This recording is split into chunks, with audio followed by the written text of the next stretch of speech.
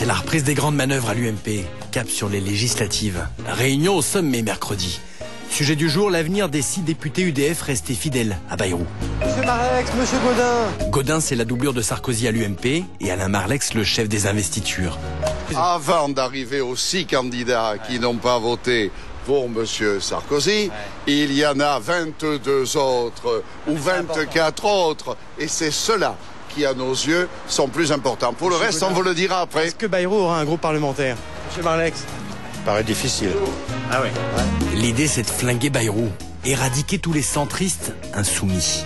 Tous ceux qui rejoindront la majorité présidentielle, qui signeront la charte de la majorité présidentielle, eh bien, ont vocation à nous rejoindre. Ceux qui ne souhaiteront pas signer cette charte, et c'est leur liberté, ne seront pas dans la majorité et par définition auront contre eux un candidat de la majorité présidentielle. En clair, pour les UDF ralliés, c'est la soumission à Sarkozy pendant 5 ans, sage et discipliné. QG de Sarkozy, rue d'Anguin. On va rencontrer, voilà, on va parler dans le cadre de la majorité présidentielle en construction. Celui qui parle, il était porte-parole des Bayrouistes il y a encore quelques jours. Hervé Morin, lui, c'était le chef des députés UDF. Aujourd'hui, tous deux sont ministrables. Bon, on a fait une bonne réunion, je crois que c'est sympa. Comme eux, ils sont 23 en tout dans le Figaro, à plaider pour des noces avec le clan Sarko. Ça va bien ? Bayrou, lui, compte ses derniers apôtres, encaisser sans broncher, recruter de nouveaux adeptes, reconstituer un bataillon, repartir en campagne. Coup de spleen à l'UDF. Je comprends tous les choix que chacun peut faire, mais c'est vrai que c'est aussi triste, parce qu'on a fait beaucoup de choses avec eux, ces 5 dernières années, pas facile.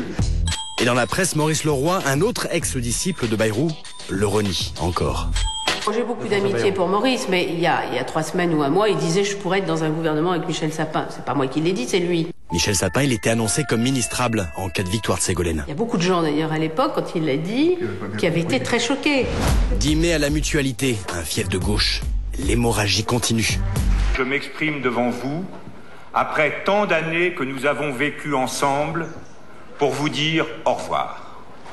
Et un de plus. Bourlange, il avait pourtant travaillé activement sur le projet présidentiel de Bayrou. Vous vous enfermez, chers amis, dans la plus sympathique, mais la plus tragique des impasses stratégiques. Allons ! Bourlange claque la porte, violemment. Désaccord sur la stratégie du Nini de Bayrou, ni gauche ni droite, seul contre tous. La seule logique serait une alliance avec la gauche, dont on sait bien qu'elle n'est pas possible, et cette alliance, elle est apparemment niée. On dit non, on va rester entre les deux. Ça n'est pas possible. Il faut choisir. En fait, ce que les ex-amis de Bayrou n'ont pas digéré, c'est ça. La main tendue au PS, mais pas assumée. Un rejet de Sarkozy, mais sans une position claire et nette. J'ai toujours dit à François Bayrou, ton combat, le combat du centre, qui est le nôtre, est le bon combat, à condition qu'il soit clairement affiché avec un camp. Choisir son camp, trancher. Pour les ex-centristes passés à l'UMP, le combat de Bayrou à la présidentielle était joli. Quel dommage, quel gâchis, ce garçon qui était bien parti. Mais maintenant, pour avoir des députés à l'Assemblée, il aura besoin d'alliances. En réalité, ils sont en train de mettre au point un système qui, le soir du premier tour, s'il y a des candidats de Bayrou qui paraissent mieux placés que des candidats PS, le PS se retirera, et puis M. Bayrou retirera ses candidats pour faciliter des candidats PS ailleurs. Et le PS serait prêt à se désister, à laisser jusqu'à 15 circonscriptions aux hommes de Bayrou. Retour à la Mutualité. Bayrou vient de transformer l'UDF en mouvement démocrate. Machine à recycler des écolos et même des ex-ministres. Bayrou recrute 577 candidats pour les législatives. Il faut parler un peu des électeurs, on n'en a rien à fiche. Des stratégies, machin, des calculs, des dessous de table, des menaces, des intimidations. Moi, je vais aller me présenter devant les électeurs. Vous pensez pouvoir constituer un groupe parlementaire ou pas? Pardon. Soyez gentils, c'est pas du tout le moment de... Pour exister, pour peser, il faut un groupe parlementaire à l'Assemblée, au moins 20 députés. Et Bayrou le sait, c'est pas gagné. Monsieur Bayrou? Mais attendez, ça va commencer là. C'est dur, hein? Vous pensez pouvoir constituer un groupe parlementaire ou pas?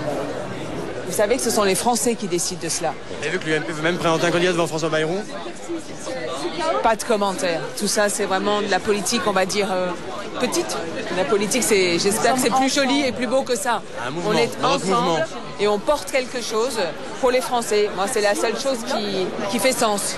Et maintenant, que vais-je faire? Miser sur le chaos du PS pour être l'opposant numéro 1 à Sarkozy, le voilà le pari de Bayrou. Mais bon Dieu que c'est risqué. La politique, c'est une guerre qui ne s'arrête jamais.